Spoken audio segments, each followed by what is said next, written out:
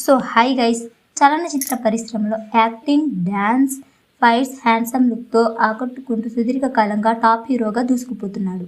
ఇప్పుడు గుంటూరు కారం అనే చిత్రంతో ప్రేక్షకుల ముందుకు వచ్చాడు. ఈ చిత్రానికి మొదటి రోజు డీసెంట్ టాక్ లభించింది.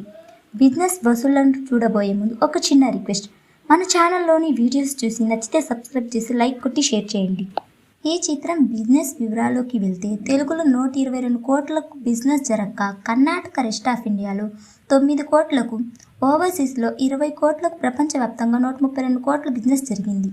మొదటి రోజు ఈ చిత్రానికి నైజాంలో 16.45 కోట్లు, సీడెడ్లో 3.31 కోట్లు, ఉత్తరాంధ్రలో 4.5 కోట్లు, ఈస్ట్ గోదావరిలో 4.1 కోట్లు, వెస్ట్ గోదావరిలో 2.60 కోట్లు, గుంటూరులో 4.36 కోట్లు, కృష్ణాలో 2.56 కోట్లు, నెల్లూరులో 1.54 కోట్లు, తెలుగు రాష్ట్రాల్లో మొత్తం కలుపుకొని 38.88 కోట్ల షేర్ను, 52.50 కోట్ల గ్రాస్ను వసూలు చేసింది.